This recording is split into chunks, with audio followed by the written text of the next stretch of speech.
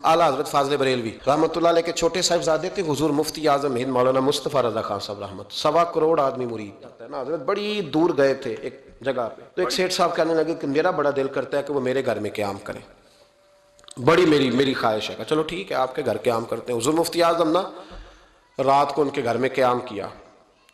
अब मुसाफिर के लिए तो अल्लाह ताला ने नमाज आदि कर दी है। 4 फर्जों वाली नमाज है तो रब करीम ने 2 फर्ज कर दिए। सुन्नत और नफलों में इजाजत दे दी, पढ़े कोई तब भी ठीक है, न पढ़े तब भी ठीक है।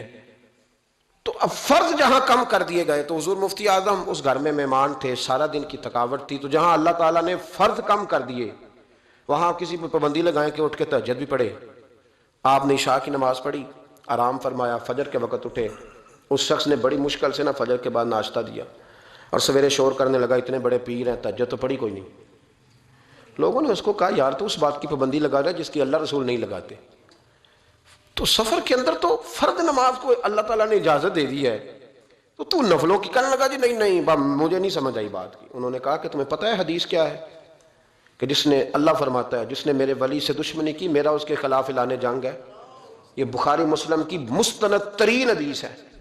सिर्फ जंग नहीं, ऐलान जंग है। ऐलान 2 ही तो जुर्म है जिन पे अल्लाह ज्यादा नाराज है। एक का सूद ना छोड़ा तुमने तो मैं जंग करूंगा, और एक का मेरे वली से दुश्मनी की तो मैं तुम्हारे खिलाफ ऐलाने। इस हदीस की एक हरफ भी कमजोर नहीं, सनद भी कमजोर नहीं, मतन इतनी तगड़ी हदीस। हजरत मुआज इब्ने जबल रदी अल्लाह ताला अन्हु नबी पाक सल्लल्लाहु अलैहि वसल्लम के रोजे पर बैठ के रो रहे थे। ये अबू दाऊद शरीफ की हदीस। हजरत उमर आगे का रोते क्यों हो? फरमाने लगे मुझे 2 हदीसों ने परेशान कर दिया।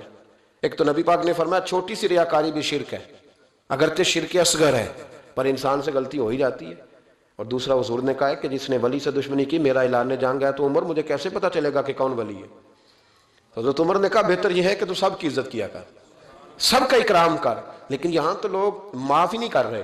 गौसे पाक पर भी फतवा है, दाता अली अजमेरी पर भी फतवा है, ख्वाजा मोइनुद्दीन है। पता नहीं ये कौन सा दीन है, कौन सा मजहब है जिसमें पिछला कोई भी ठीक नहीं था, जो आज पैदा हुआ सिर्फ वो ठीक है। जो जितना ज्यादा बदतमीज होता है उतना ज्यादा उरूज पाता है। हम नहीं जी किसी को मानते, सिर्फ अल्लाह। ये सवाल सुनते हो तो मैं कहता हूं इमाम बुखारी को भी नहीं मानता। क्यों माना तूने इमाम बुखारी को? इमाम बुखारी को मानोगे तो बुखारी मानोगे, इमाम मुस्लिम को मानोगे तो मुस्लिम शरीफ को। क्या फलसफा है? बगैर किसी इमाम के तो हदीस तक पहुंच ही नहीं सकता। जाना डायरेक्ट जाके ले नबी पाक से हदीस, इमाम बुखारी के बगैर ले, तेरा पता चले। जब उम्मत में जितने लोग गुजर गए सैकड़ों सालों में, वो सारे गलत थे। जो आज पैदा हुआ वो ठीक है। कोई टीवी पे बैठ गया, कोई यूट्यूब पे बैठ गया, सारे गलत थे जी, मैं नया आया हूं, मैं ठीक हूं। ये कैसे हो सकता है? बदतमीजों को उरूज मिलेगा।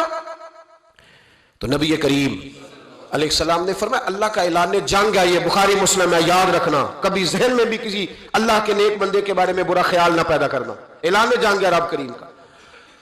तो कहने लगा जी तहज्जुद नहीं पड़ी। लोगों ने बड़ा समझाया कि यार कोई बात तूने गैर शरी देखी है तो वो कर, लेकिन तू जहां बैठता है गीबत करता है, जहां बैठता है कोई गैर शरी बात देखी है तो बयान कर। हम कहने लगा जी नहीं। चूंकि बड़ा सेठ था, जब उसे इतनी ज्यादा बात की तो हुजूर मुफ्ती आजम हिंद को तकलीफ हुई। आप रो पड़े, फरमाने लगे उसे ऐसा नहीं करना चाहिए था। मेरी कोई गलत बात देखता तो तबसरा करता। आपकी आंखों में आंसू क्या आए? उसके घर में तो आग लग गई। कहता सिर्फ वजूद के कपड़े बचे, बाकी हर शय जल गई।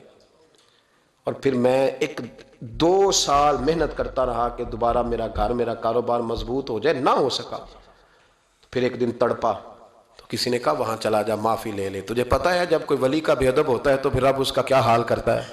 वहां चला जा, बच जाएगा। आया हुजूर मुफ्ती आजम की खिदमत में, दरवाजे पे दाखिल हुआ तो आप फरमाने लगे तूने अच्छा किया तो आ गया, और अब तुझे माफी मांगने की जरूरत नहीं, जा मैं बगैर माफी मांगे ही तुझे माफ करता हूं।